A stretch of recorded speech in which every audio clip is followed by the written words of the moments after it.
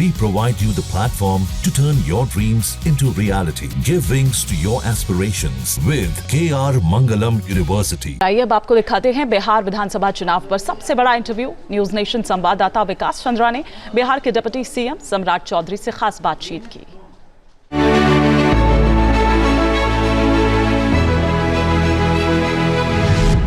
बिहार विधानसभा चुनाव में अभी थोड़ा वक्त है, लेकिन बिहार में चुनावी सहमत का खेल शुरू हो गया है।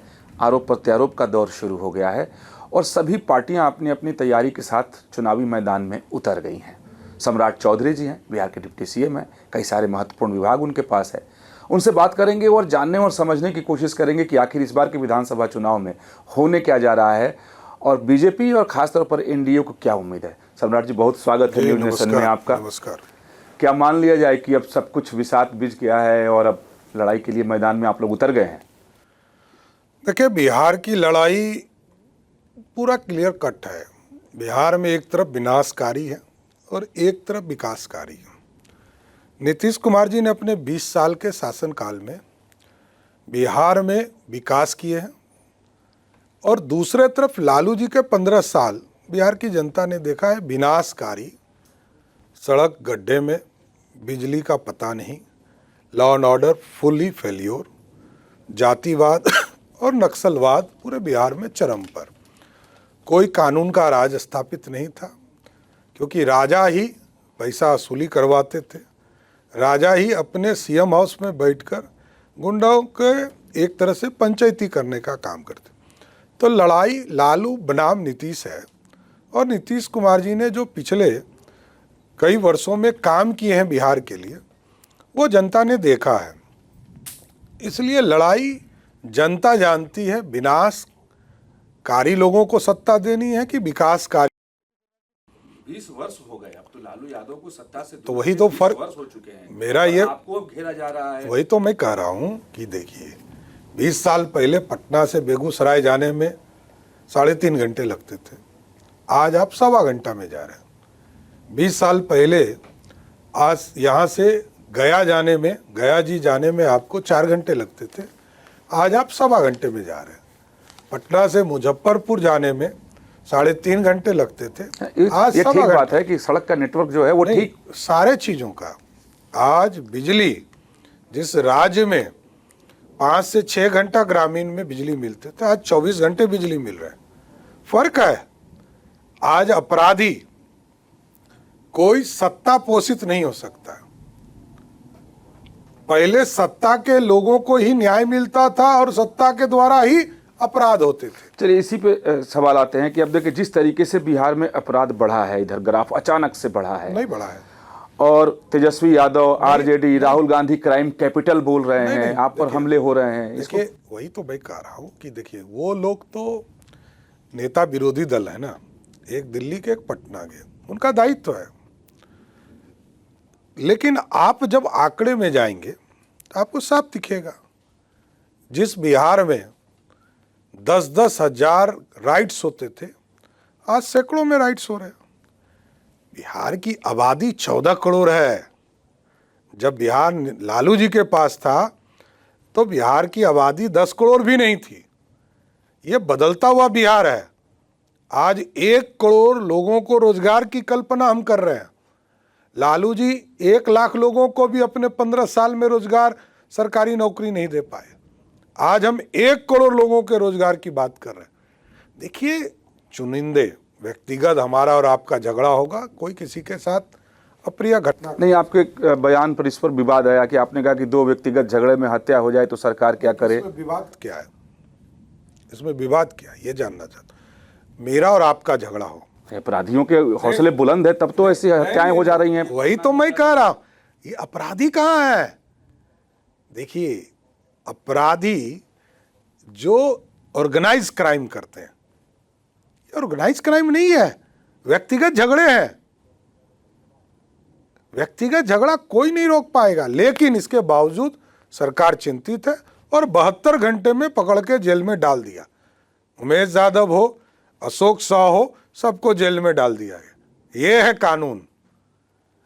ये नहीं कि 55 साल तक केस चल रहे हैं। बिहार में रूल ऑफ लॉ है, वही तो मैं कह रहा हूं। कि कोई व्यक्तिगत झगड़े होंगे उस पर कार्रवाई होगी। अब कोई व्यक्ति शराब के नशे में या जिस भी हालत में, वो पुलिस जांच करेगी। एक बैंक का मैनेजर कुआं में गिर के उसकी मृत्यु हुई, पुलिस जांच कर रही है, और आप सोचिए पूरे मीडिया ने हाइप बना दिया। विरोधी दल के नेता ने कहा एक बैंक मैनेजर की हत्या हो गई। नहीं, उसके पहले व्यापारी की भी हत्या इस पटना में हुई। वही तो मैंने कहा, 72 घंटे में गिरफ्तार हुआ। लालू जी के राज में कोई केस बता दे 72 घंटे में हुआ हो। यार रोज का प्रोसेस है। हम प्रत्येक माह 30 से 40 हजार लोगों को सीधे उसकी सुनवाई करा रहे हैं, कोर्ट में ले जा रहे हैं, और गिरफ्तारी का काम किया जा रहा है। यहाँ किसी के लिए व्यक्तिगत लड़ाई का एक मामला हो सकता है, लेकिन व्यक्तिगत तौर पर कोई संरक्षण नहीं दे सकता, इसकी गारंटी है। लेकिन सम्राट जी, आप देखें कि आप लॉ एंड ऑर्डर के मुद्दे को उठाया, आपने यहाँ के विकास की बात भी बताई, लेकिन अगर नेता प्रतिपक्ष की बात की जाए, पूरे अगर महागठबंधन की बात की जाए, तो सीधे तौर पर तो आपको कहते हैं कि निठल्ला वो डिप्टी सीएम है, बिहार सरकार कर क्या रही है, रोजगार के मुद्दे को उठाते हैं। अब देखिए बेचारे, अब देखिए कुछ लोग बेचारे होते हैं। माताजी पिताजी ने संस्कार दिया नहीं, पिताजी चारा ही खाते रह गए, माताजी का कोई शासन का रोल ही नहीं था। उनको पता होना चाहिए, ज्ञान अर्जन करना पड़ेगा ना, सत्ता केंद्रित कहाँ होता है। मुख्यमंत्री सुप्रीम पद पर बैठे होते हैं, हम सलाहकार हैं, और हमारा दायित्व है फाइनेंशियल काम करने का। फाइनेंस 3,17,000 करोड़ का बजट में लेके बैठा हूँ, और पिछले वित्तीय वर्ष में भी हमने 99% पैसा खर्चा किया। तो क्वालिटी समझना पड़ेगा ना, कि जो आदमी 5 विभाग के मंत्री रहे, उनके विभाग में एक नियुक्ति नहीं हुई, नॉट ए सिंगल। और मैं ऐसे परफॉर्मेंस वाला डिपार्टमेंट में हूँ जहाँ 99.6% राशि खर्चा हुआ, तो किसको मार्क्स मिलना चाहिए। इसलिए उनके बयान पर हम लोग हंसते ही हैं। लालू जी का जो विनाशकारी चेहरा है वो बिहार की जनता ने देखा, इसलिए उनके बच्चों के बात का कोई महत्व नहीं है। एक तरफ एनडीए है, दूसरी तरफ महागठबंधन है। लड़ाई इसी दोनों में आप देख रहे हैं, या प्रशांत किशोर जी तीसरी ताकत बनते हुए नजर आ रहे हैं आपको, या उनसे कहीं चुनौती आपको मिल रही है? देखिए, क्योंकि चिंता ये व्यक्त की जा रही है कि जो वो वोट काटेंगे वो आप ही काटेंगे, महागठबंधन बड़ा निश्चिंत नजर आ रहा है। देखिए, एक तो ना लड़ाई महागठबंधन से है ना किसी दूसरी पार्टी से। ऐसे कैसे? जहाँ तक जन स्वराज का मामला है, तो अभी ये पार्टी आई है, केजरीवाल को इस देश के लोगों ने अनुभव किया है, सेम नेचर है, सेम पैटर्न है, और बिहार की जनता जानती है कि हमको क्या करना है। एक तरफ लालूवादी और एक तरफ नीतीशवादी, एक तरफ विकास और एक तरफ विनाश। तो विनाश को वोट करेगा कि विकास को वोट करेगा, ये जनता को तय करना। 3,17,000 करोड़ का बजट है, और उसमें अपना संसाधन 60,000 करोड़ है। तो हमें तो केंद्र का डबल इंजन ही चाहिए, जिससे बिहार और विकसित हो पाएगा। तो एक तरफ आप विकासवाद की बात कर रहे हैं, दूसरी तरफ लालू यादव के विनाशवाद की बात कर रहे हैं, यानी विकासवाद का मतलब नीतीश जी का चेहरा। और बार बार आपके नेता, जो कि डिक्लेयर हो गया कि उन्हीं के नेतृत्व में आप लोग मैदान में उतरेंगे, उनके स्वास्थ्य को लेकर के, उनकी गतिविधि को लेकर के जो हमले हो रहे हैं, उस पर आप क्या कहेंगे कि वो विक्षिप्त हैं, वो होश में नहीं हैं? जो व्यक्ति पूरा प्रगति यात्रा करके 430 बड़े योजना का स्वीकृति देते हो, कल भी समस्तीपुर में बारिश होते रहा और नीतीश कुमार जी जनता के बीच में रहे और नेता विरोधी दल घर में सोए रहे। नीतीश जनता के बीच में, जनता के लिए काम कर रहे हैं। और जो लोग राजकुमार हैं वो रथ पे चढ़कर राजा बनने का प्रयास कर रहे हैं, तो रथ पे चढ़े रहने दीजिए, वो दौर गुजर गया। अब जनता का रथ है, जनता जिसको तय करेगी वही मुख्यमंत्री होगा। लेकिन ये मैं विपक्ष की ही बात करूंगा कि उनकी तरफ से कहा है कि कॉन्फिडेंस का अंदाजा इसी से लगाया जा सकता है कि बार बार प्रधानमंत्री को बिहार दौड़ना पड़ रहा है। क्यों बिहार आएंगे नहीं क्या? वोट नहीं दिया है क्या? बिहार की जनता ने वोट किया है आदरणीय प्रधानमंत्री जी। एक बार 31 सीट, एक बार 39 सीट, एक बार 30 सीट, जनता ने वोट किया है, जनता के लिए काम कर रहे हैं, ये बताना तो पड़ेगा ना। लालू जी क्या बताएंगे, कहाँ किस काम के लिए जाएंगे? इसको बर्बाद मैंने किया, इसको बर्बाद मैंने किया, जहानाबाद को नक्सल युक्त मैंने किया, और मोदी जी ने नक्सल मुक्त किया, नीतीश जी ने नक्सल मुक्त किया। लालू जी क्या करें? 20 साल पुरानी बात बता रहे हैं। नहीं तो और क्या बताना है? किसके सामने लड़ रहे हैं? लड़ते रहते नए लोगों के सामने तब ना।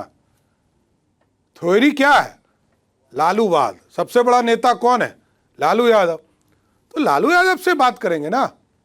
यानी इस बार के चुनाव ये में छोटे मोटे मछली से क्या बात? यानी इस बार के भी चुनाव में लालू मॉडल और बनाम नीतीश मॉडल ही होने वाला है। चीज एकदम क्लियर है। क्या लालू जी से बाहर निकल के राष्ट्रीय जनता दल कोई काम कर रही है क्या? आज भी सुप्रीम राष्ट्रीय अध्यक्ष कौन है? 29 साल से एक ही व्यक्ति राष्ट्रीय अध्यक्ष है, जो बिहार या देश के सर्वोच्च न्यायालय के द्वारा पंजीकृत अपराधी है। अब इसके बाद बचता क्या है? जो आदमी स्वयं ही चारा चोरी के आरोप में हो, उसके बाद कुछ बचता है क्या? स्वयं ही क्या दूसरे की तरफ क्या बोलना? जो आदमी पंजीकृत अपराधी हो। लालू प्रसाद जी का कैरेक्टर यही है। बिहार के मुख्यमंत्री बने तो बेजुबान जानवरों का चारा खा गए, रेल मंत्री बने तो रेल का जमीन खा गए, नौकरी के बदले जमीन लिखा लिया। तो भाई ये डीएनए कैसे बदलेगा? आप पंजीकृत अपराधी उन्हें कह रहे हैं और उनके सहयोगी। मैंने पहले भी पूछा था कि राहुल गांधी यहीं आए और आपको क्राइम कैपिटल की बन गया पूरा बिहार नीतीश की सरकार। कहाँ? वही तो प्रूफ करना चाहिए ना। देखिए, मैं कहता हूं कि प्रूफ करना चाहिए। मैं स्पष्ट तौर पर चैलेंज करता हूं राहुल गांधी और तेजस्वी यादव या लालू यादव को, बताइए तो कौन अपराध हो रहा है उस पर कार्रवाई नहीं हो रही है? अपराध के खिलाफ पूरी तरह खुली छूट है पुलिस को। अपराधी को किसी भी हालत में बख्शा नहीं जा सकता है। ये बिहार है, और बिहार में राहुल गांधी भी अपराध करके बच के दिखा दे। चलिए, अभी जिस बात को लेकर के भी समय सबसे ज़्यादा चर्चा बिहार की पूरे देश भर में हो रही है और राजनीतिक माहौल गर्म है, वो है वोटर लिस्ट का मामला।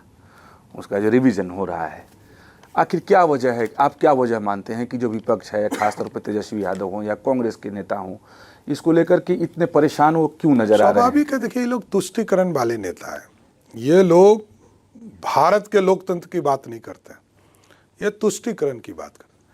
भारत की लोकतंत्र, भारत का संविधान, बाबा साहब की किताब दिखाने वाले नेताओं को बताना चाहता हूं कि जिस किताब को दिखाते हैं उसी किताब में लिखा हुआ है, पहला ही कॉलम है वोटर बनने के लिए, भारत के नागरिक ही भारत के मतदाता बन सकते हैं।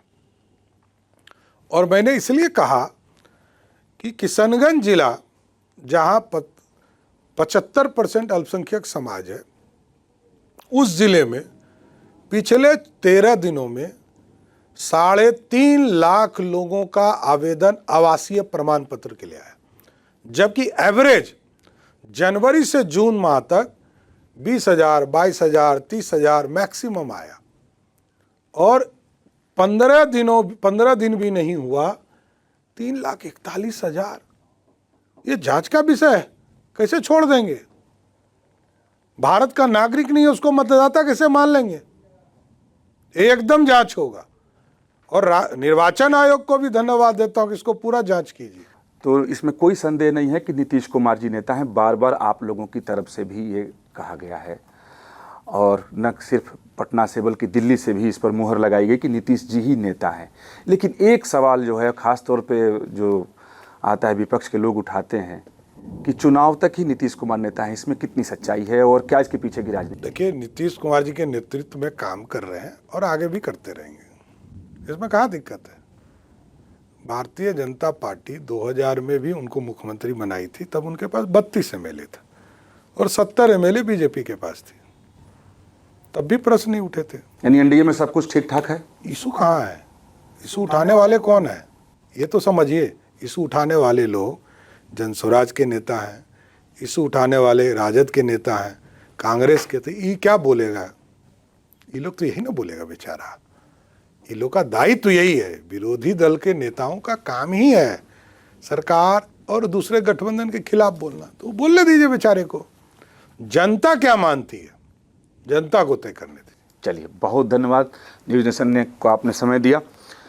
तो बिल्कुल साफ दिखाई दे रहा है कि हौसले बीजेपी के बुलंद है, और जिस तरीके से सम्राट चौधरी ने अपनी बातों को रखा तो उससे साफ लगता है कि इस बार के विधानसभा चुनाव में भी लालू मॉडल और नीतीश मॉडल पे ही चुनाव लड़ने की तैयारी है।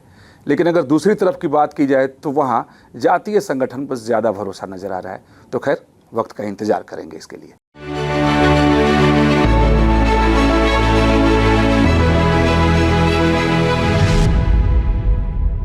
जहाँ भक्ति है हर शब्द में, कथाओं में छुपे हैं दिव्य रहस्य और ज्योतिष देता है जीवन को दिशा। धर्म से जुड़ी हर बातों को जानने के लिए हमारे चैनल स्तुति को सब्सक्राइब करें। चैनल पर जाने के लिए इस लिंक पर क्लिक करें।